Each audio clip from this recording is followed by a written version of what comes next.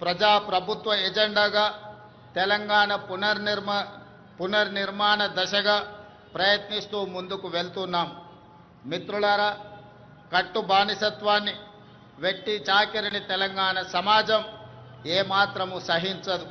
అందుకే ప్రజా ప్రభుత్వంలో ప్రజల ఆలోచనలే మా ఆచరణగా ముందుకు వెళ్తున్నాం. గత 10 ఏళ్ల నిర్వీర్యమైన వ్యవస్థలను ఒక్కొక్కటిగా చక్కదిద్దుతున్నాం. నిర్లక్ష్యానికి గురైన యూనివర్సిటీలకు వీసీలను నియమించాం.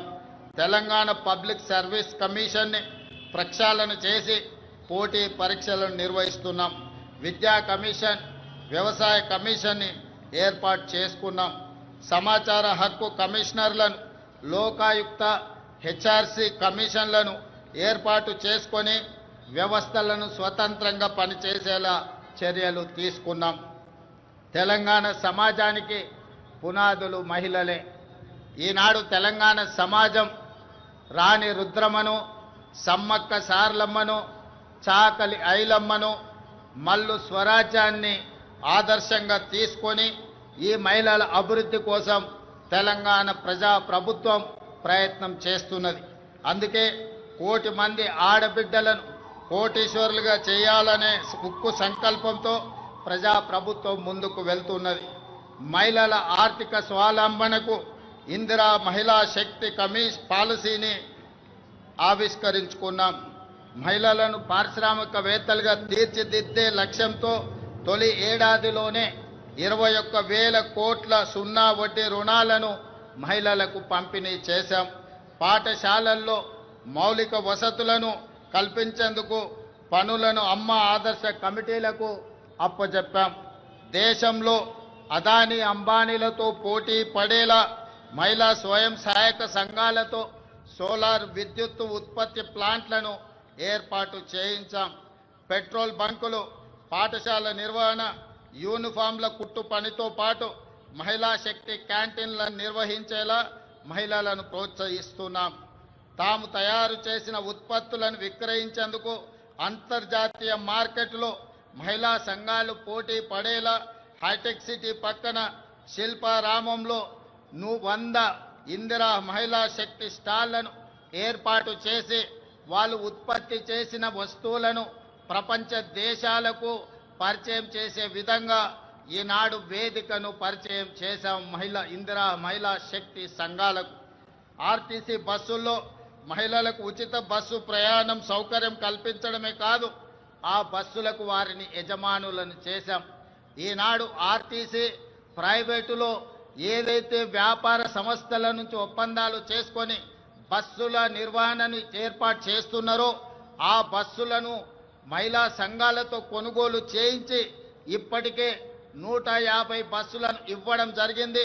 తొందరలోనే 450 బస్సులను మహిళలకు అందించడం ద్వారా ఆర్టీసీలో మహిళలు ఉచితంగా బస్సు ప్రయాణం చేయడమే కాదు, ఆర్టీసీ సంస్థకు 600 బస్సులను ఈరోజు ఎంగేజ్ చేసి వాళ్ళు ఆర్థికంగా ఎదగడానికి రాష్ట్ర ప్రభుత్వం మహిళా సంఘాలకు చేయూతనందిస్తూ ముందుకు వెళ్ళడం జరుగుతుంది.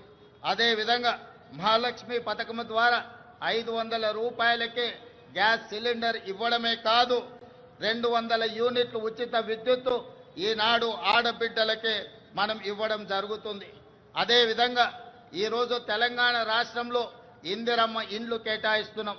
ఈ ఇందిరమ్మ ఇండ్లు కూడా ఇంటి ఆడబిడ్డ అయిన మహాలక్ష్మి ఆడబిడ్డలకే ఈరోజు ఇందిరమ్మ ఇండ్లు కేటాయించడం జరుగుతుంది.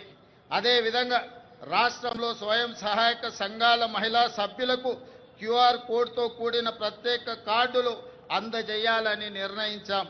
వారికి ప్రతి సంవత్సరం ఉచిత వైద్య పరీక్షలు నిర్వహించి హెల్త్ ప్రొఫైల్ వివరాలతో పాటు పూర్తి వివరాలను ఆ కార్డులో పొందుపరుస్తాం. రాష్ట్రంలో మహిళా లక్ష్మిగా మారి సగర్వంగా నిలబడాలనేది మా ప్రజా ప్రభుత్వం యొక్క లక్ష్యం.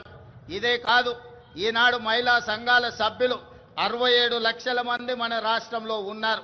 వాళ్ళందరికీ కూడా ప్రతి సంవత్సరం 2 జతల చీరలను ఆడబిడ్డ కానుకగా ఈరోజు తెలంగాణ రాష్ట్ర ప్రభుత్వం ఇవ్వడం ద్వారా వాళ్ళ ఆత్మ గౌరవాన్ని నిలబెట్టి ఈ మహిళలతో మాకు కుటుంబ అనుబంధం ఉంది అని చెప్పి ఈనాడు తెలంగాణ ప్రజాప్రభుత్వము ఒక ఔదార్యాన్ని ప్రదర్శించి ఆడబిడ్డలను ఆదుకునే ప్రయత్నం చేస్తున్నాం. అదేవిధంగా మిత్రులారా, రాష్ట్రానికి రైతే వెన్నెముక. అందుకే రైతు సంక్షేమమే ధ్యేయంగా ప్రజాప్రభుత్వం పనిచేస్తుంది. ఇచ్చిన మాట ప్రకారం ఏకకాలంలో 2 లక్షల రైతు రుణమాఫీ చేసి రైతులను రుణ విముక్తులను చేశాం. కేవలం మొదటి సంవత్సరం లోపలనే 25,35,964 మంది రైతు కుటుంబాలకు 20,617 కోట్ల రూపాయల రైతు రుణమాఫీ చేసి రుణ విముక్తులను చేయడం ద్వారా రైతులు ఆత్మ గౌరవంతో బ్రతికే విధంగా ఈనాడు ప్రజాప్రభుత్వం చర్యలు చేపట్టింది. అదేవిధంగా ఈనాడు రైతులకు ఉచిత కరెంటు కోసం ప్రతి సంవత్సరం 15,333 కోట్లతో ఉచిత విద్యుత్తును అందిస్తున్నాం. రైతు భరోసా పథకం కింద రైతులకు పెట్టుబడి సాయాన్ని ఎకరాకు 12,000 ప్రతి సంవత్సరానికి పెంచడం జరిగింది. ఇవాళ రైతులకే కాదు, రైతు కూలీలకు, ఉపాధి హామీ కూలీలకు ఇందిరమ్మ ఆత్మీయ భరోసా పథకం ద్వారా భూమి లేని వ్యవసాయ కూలీ కుటుంబాలకు ఏడాదికి 12,000 రూపాయలు ఉచితంగా అందించే పథకాన్ని ప్రవేశపెట్టినమని చెప్పడానికి నేను ఆనందిస్తున్నాను. అదేవిధంగా వరి ధాన్యానికి మద్దతు ధరతో పాటు సన్న వడ్లకు 500 రూపాయల బోనస్ ఈరోజు చెల్లిస్తున్నాం. దీనివల్ల రైతులకు అదనపు ఆదాయం లభించడమే కాకుండా రాష్ట్రంలో సన్న ధాన్యం దిగుబడి భారీగా పెరిగింది. దీంతో 2,72,75,00,000 మెట్రిక్ టన్నుల వరి ఉత్పత్తి తెలంగాణ రాష్ట్రం సాధించి దేశంలోనే ప్రథమ స్థానంలో ఈరోజు తెలంగాణ రాష్ట్రము నిలబడ్డది. అదేవిధంగా పెరిగిన ధాన్యం ఉత్పత్తికి తగినట్టుగా రాష్ట్ర వ్యాప్తంగా 8,000 కొనుగోలు కేంద్రాలను ఏర్పాటు చేశాం. రైతులు పండించిన ప్రతి గింజను ప్రభుత్వం కొనుగోలు చేసి రైతులు దళారుల బారిన పడకుండా కాపాడడం జరుగుతున్నది.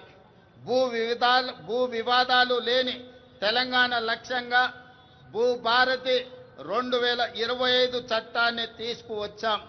గతంలో ఉన్న ధరణి చట్టం కొద్ది మందికి చుట్టమైతే ఈనాడు భూభారతి చట్టం పేద ప్రజలందరికీ రక్షణ కల్పించే చట్టంగా మార్చి ప్రతి పేదవాడి సమస్యను పరిష్కరించి ఈరోజు అసైన్మెంట్ భూములతో పాటు అడవుల్లో ఉన్న ఆదివాసీలకి అందించిన అటవీ హక్కుల చట్టాలను అమలు చేసి వాళ్ళ భూములకు రక్షణ కల్పించే విధానాన్ని ఈనాడు భూభారతి చట్టంలో మనం తీసుకురావడం జరిగింది. మిత్రులారా, యువత మన భవిష్యత్తు.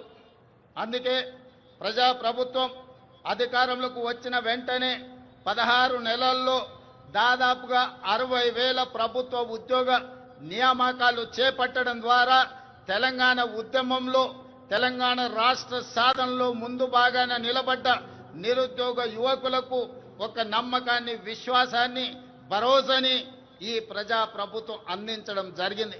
ఇదే కాదు, గత 16 నెలల్లో ప్రైవేటు సంస్థల్లో కూడా దాదాపుగా అంతర్జాతీయ పెట్టుబడులు తీసుకొచ్చి 1,00,000 మందికి ఉద్యోగ అవకాశాలు కల్పించడం ద్వారా నిరుద్యోగ సమస్యను పరిష్కరించడమే కాదు, ఈ దేశంలో అత్యల్ప నిరుద్యోగ సమస్యగా ఉన్న రాష్ట్రంగా తెలంగాణ రాష్ట్రము మొట్టమొదటి స్థానంలో ఉన్నది.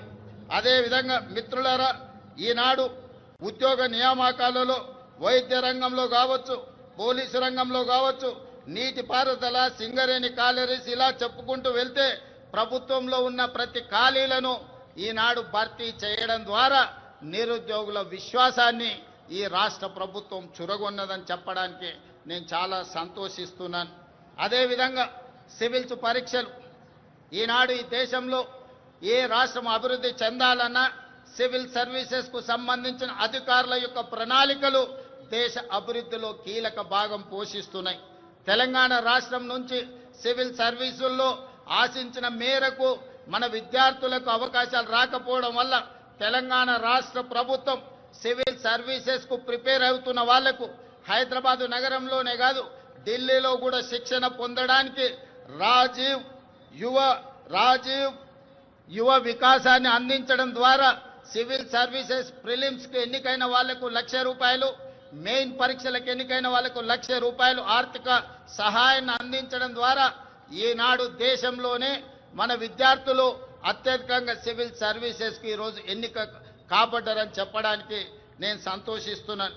అదేవిధంగా యంగ్ ఇండియా స్కిల్స్ యూనివర్సిటీ ఈనాడు విద్యా సంస్థల నుంచి ముఖ్యంగా ఇంజనీరింగ్ కాలేజీల నుంచి ప్రతి సంవత్సరం 1,10,000 మంది విద్యార్థులు పాస్ అయి సర్టిఫికెట్ తెచ్చుకుంటున్నా ఈరోజు మార్కెట్లో అవసరమైన స్కిల్స్ వాళ్లకు లేకపోవడం వల్ల ఉద్యోగ ఉపాధి అవకాశాలు కోల్పోతున్నారు. అందుకే తెలంగాణ రాష్ట్ర ప్రభుత్వం ఆలోచన చేసి యంగ్ ఇండియా స్కిల్స్ యూనివర్సిటీని ప్రారంభించడం ద్వారా ఈ విద్యార్థులకు అందులో శిక్షణను అందించి ఉద్యోగ ఉపాధి అవకాశాలు కల్పించడానికి ఈనాడు యంగ్ ఇండియా స్కిల్స్ యూనివర్సిటీని మనం ప్రారంభించుకోవడం జరిగిందని చెప్పడానికి నేను గర్విస్తున్నాను. అదేవిధంగా మొన్న జరిగిన ఒలింపిక్స్లో భారతదేశానికి ఒక్క బంగారు పథకం కూడా రాలేదు. 140 కోట్ల జనాభా ఉన్న ప్రపంచంలోనే అత్యధిక జనాభా ఉన్న దేశంగా గుర్తింపు పొందిన భారతదేశం ఒలింపిక్స్లో బంగారు పథకాన్ని సాధించకపోవడం మనకు నిజంగా ఆలోచన చేయవలసిన సందర్భం. అందుకే ఈనాడు యువకుల్లో క్రీడాకారులను వెలికి తీయాలి, మట్టిలో మాణిక్యాలను దేశానికి పరిచయం చేయాలన్న ఆలోచనతోని యంగ్ ఇండియా స్పోర్ట్స్ యూనివర్సిటీని అదేవిధంగా స్పోర్ట్స్ అకాడమీని ప్రారంభించుకొని రాబోయే 2028 సంవత్సరంలో జరగబోయే ఒలింపిక్స్లో బంగారు పథకాన్ని దేశానికి తెలంగాణ రాష్ట్రం తరఫునే సాధించాలన్న లక్ష్యంతో ఈనాడు యంగ్ ఇండియా స్పోర్ట్స్ యూనివర్సిటీని అదేవిధంగా అకాడమీని మనం ప్రారంభించుకున్నామని తెలియజేయడానికి నేను సంతోషిస్తున్నాను. అదేవిధంగా యంగ్ ఇండియా ఈరోజు ఇంటిగ్రేటెడ్ రెసిడెన్షియల్ స్కూల్స్ గతంలో ప్రభుత్వాలు SC, ST, BC, minority, EWS కోటాలో ఉండే విద్యార్థులకు వివిధ ప్రాంతాలలో రెసిడెన్షియల్ స్కూళ్లు నడిపేవాళ్ళు. దాంతో వాళ్ళలో ఒక ఆత్మ న్యూనతా భావము ఏర్పడడానికి అవకాశం ఉంది.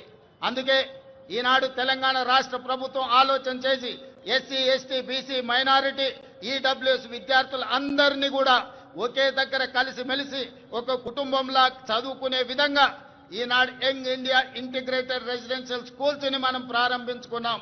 ప్రతి నియోజకవర్గానికి ఒక యంగ్ ఇండియా ఇంటిగ్రేటెడ్ రెసిడెన్షియల్ స్కూల్ని 25 ఎకరాలలో దాదాపుగా 200 కోట్ల రూపాయలతో నిర్మించాలని 20,000 కోట్ల రూపాయలను ఈనాడు విద్య మీద వాటికి అవసరమైన మౌలిక వసతులను ఏర్పాటు చేయడానికి ఖర్చు పెట్టాలని ఈ ప్రభుత్వం ముందుకొచ్చి ఈరోజు ఈ కార్యక్రమాలను చేపట్టింది. ఈనాడు విద్య మీద పెట్టే పెట్టుబడిని మేము ఖర్చుగా భావించడం లేదు. భవిష్యత్ తరాల పెట్టుబడి ఈ దేశ నిర్మాణం తరగతి గదుల్లోనే ఉన్నది. అందుకే విద్య మీద ఖర్చుగా భావించడం లేదు. మేము ఇది ఒక భవిష్యత్ పెట్టుబడిగా భావిస్తున్నాం. అందుకే ఈనాడు దేశం గర్వించే విధంగా యంగ్ ఇండియా ఇంటిగ్రేటెడ్ రెసిడెన్షియల్ స్కూళ్ళని ఈరోజు మనం ప్రారంభించుకున్నాం. దేశానికే ఆదర్శం. దీనికి ప్రధాన కారణం ఆనాడు పివి నరసింహారావు గారు సర్వేల్ రెసిడెన్షియల్ స్కూల్ మన నల్గొండ జిల్లాలో ప్రారంభిస్తే ఈనాడు దేశానికి ఎంతో మంది ఐఏఎస్, ఐపీఎస్లను అందించారు. మన తెలంగాణ రాష్ట్ర చీఫ్ సెక్రటరీ గారు ఆనాటి పివి నరసింహారావు గారు ప్రారంభించిన సర్వేల్ రెసిడెన్షియల్ స్కూల్ నుంచే అక్కడి విద్యార్థి. ఈనాడు Telangana public service commission chairperson కూడా ఆ సర్వేల్ స్కూల్ నుంచి వచ్చిన ఒక ఐఏఎస్ ఆఫీసర్. అందుకే ఈనాడు మన దేశ భవిష్యత్తు తరగతి గదుల్లో ఉందని ఏదైతే భావిస్తున్నామో అందుకే ఈరోజు అద్భుతమైన మౌలిక వసతులతోని ఇంటిగ్రేటెడ్ రెసిడెన్షియల్ స్కూల్స్ని ఈరోజు ప్రారంభించుకోవడం ద్వారా ఈ దేశానికి అవసరమైన డాక్టర్లను, లాయర్లను, ఇంజనీర్లను, ఐఏఎస్లను, ఐపీఎస్లను, ఇతర ఉన్నతాధికారులను ఈరోజు మనం ఈ దేశానికి అందించడానికి ఒక బృహత్తర కార్యక్రమాన్ని తీసుకున్నాం. ఇది ఖచ్చితంగా భవిష్యత్తులో మంచి సత్ఫలితాలను ఇస్తుంది అని చెప్పి ఈరోజు నేను భావిస్తున్నాను. అదేవిధంగా ప్రజాప్రభుత్వం అధికారంలోకి రాగానే విద్యా, వైద్య రంగాలను ప్రక్షాళనకు విప్లవాత్మక చర్యలు తీసుకున్నాం. అదేవిధంగా మిత్రులారా, ఈరోజు రెసిడెన్షియల్ స్కూళ్లలో చదువుకుంటున్న విద్యార్థులకు దాదాపుగా 10 సంవత్సరాల నుంచి డైట్ ఛార్జెస్ పెంచలేదు, 16 సంవత్సరాలు కాస్మెటిక్ ఛార్జెస్ పెంచలేదు. అందుకే ప్రజాప్రభుత్వం రెసిడెన్షియల్ స్కూల్లో చదువుకుంటున్న పిల్లలకు 40% డైట్ ఛార్జెస్ పెంచడమే కాదు 200% కాస్మెటిక్ ఛార్జెస్ పెంచడం ద్వారా గ్రామీణ ప్రాంతాల నుంచి వచ్చిన తండాలలో గూడాలలో మారుమూల పల్లెల్లో పేద కుటుంబాల నుంచి విద్యార్థులు రెసిడెన్షియల్ స్కూల్లో చదువుకుంటున్న వాళ్లకు తల్లిదండ్రుల మీద ఆధారపడకుండా ఈనాడు 200% కాస్మెటిక్ ఛార్జెస్ పెంచడం ద్వారా ప్రతి నెల వాళ్ళకు విధిగా అందించే విధంగా ఈనాడు ప్రభుత్వం చర్యలు చేపట్టి ఆ విద్యార్థులు ఆత్మగౌరవంతో చదువుకునే విధంగా ఈ రోజు ప్రభుత్వం చర్యలు చేపట్టిందని చెప్పడానికి నేను ఆనందిస్తున్నాను మిత్రులారా. అదేవిధంగా రాష్ట్రంలోని ఆసుపత్రుల్లో మౌలిక సదుపాయాల అభివృద్ధి చర్యలు తీసుకుంటున్నాం. 100 ఏళ్లకు చరిత్ర కలిగిన ఉస్మానియా ఆసుపత్రికి పూర్వ వైభవం తీసుకొచ్చే ప్రయత్నం చేస్తున్నాం.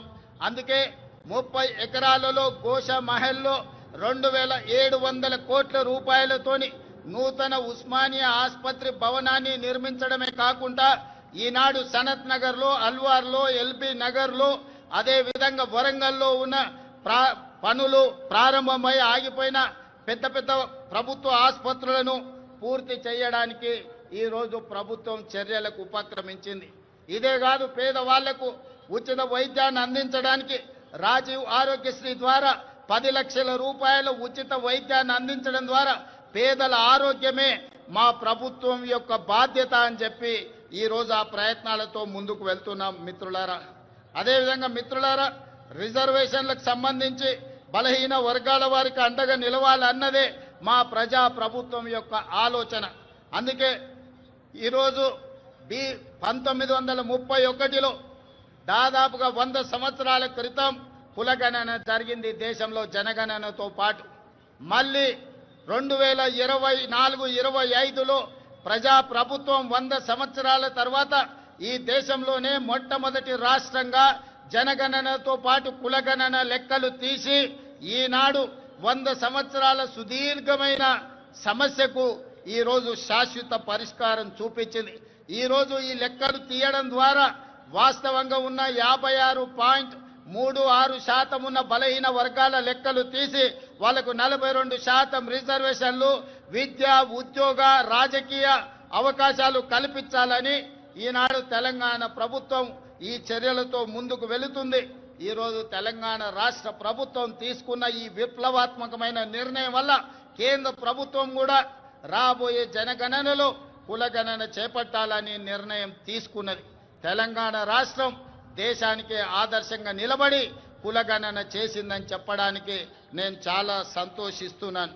అదేవిధంగా మీకందరికీ తెలుసు, ఎస్సీ కులాల ఉపకులాల వర్గీకరణ దాదాపుగా 40 సంవత్సరాల నుంచి ఎన్నో పోరాటాలు చేసి ఎంతో మంది అమరులై సుప్రీంకోర్టు జడ్జిమెంట్ తీసుకొస్తే ఎస్సీ కులాల వర్గీకరణ మొట్టమొదటి రాష్ట్రం తెలంగాణలోనే మా ఎస్సీలకు ఉన్న 15% రిజర్వేషన్ని గ్రూప్ 1కు 1%, గ్రూప్ 2కి 5%, గ్రూప్ 3కి 9% ఇవ్వడం ద్వారా ఎస్సీ కులాల వర్గీకరణ చేసి దేశంలోనే మొదటి రాష్ట్రంగా వర్గీకరణ చేసిన రాష్ట్రంగా మనం ముందు బాగానే నిలబడ్డాం. అంటే ఈనాడు తెలంగాణ ప్రజా ప్రభుత్వం బలహీన వర్గాలకు ఎస్సీలకు సంబంధించిన ఎంతో దీర్ఘకాలికంగా సమస్యలుగా ఉన్న వాటిని శాశ్వత పరిష్కారం చూపించడం ద్వారా ఇతర రాష్ట్రాలకు దేశానికి ఆదర్శంగా నిలబడ్డామని చెప్పడానికి నేను గర్వపడుతున్నాను. మిత్రులారా, అదేవిధంగా సంక్షేమ పథకాలను పటిష్టంగా అమలు చేసి పేదలకు ప్రజా ప్రభుత్వం అండగా నిలుస్తుంది. ఇల్లు లేని నిరుపేదల కోసం ఇందిరమ్మ ఇండ్ల పథకం ద్వారా ఇంటి నిర్మాణానికి 5 లక్షల ఆర్థిక సహాయం అందిస్తున్నాం. ఈ పథకం ద్వారా 4,50,000 ఇండ్లను ఈ సంవత్సరం పేదలకు అందించడం ద్వారా 22,500 కోట్ల రూపాయలు ఖర్చు పెట్టి పేదలను ఇంటి వాళ్ళను చేయడం ద్వారా ఆత్మగౌరవంతో బ్రతికే విధంగా ఈనాడు పేదలను ఆదుకోవడానికి మన ప్రభుత్వం ఈ ఇందిరమ్మ ఇండ్ల సంక్షేమ పథకాన్ని ముందుకు తీసుకువెళ్తున్నదని చెప్పి మీ అందరికీ చెప్పడానికి నేను సంతోషిస్తున్నాను. అదేవిధంగా ఇప్పటి వరకు 5,364 ఇందిరమ్మ లబ్ధిదారులకు 53,64,00,000 రూపాయలు నేరుగా లబ్ధిదారుల ఖాతాలోనే వేయడం జరిగింది. అదేవిధంగా మిత్రులారా, పేదల ఆకలి తీర్చడమే కాదు వారి ఆత్మగౌరవంతో జీవించేలా సన్న బియ్యం పథకాన్ని ప్రారంభించాం. సంక్షేమ పథకాల చరిత్రలో సన్న బియ్యం ఒక ట్రెండ్ సెట్టర్. తెలంగాణలో 3 కోట్ల మంది సన్న బియ్యం పథకం ద్వారా లబ్ధి పొందుతున్నారు. ఖమ్మం జిల్లా సారపాకలో స్వయంగా నేనే సన్న బియ్యం లబ్ధిదారుల ఇంటికి వెళ్లి ఆ గిరిజన కుటుంబంతో కలిసి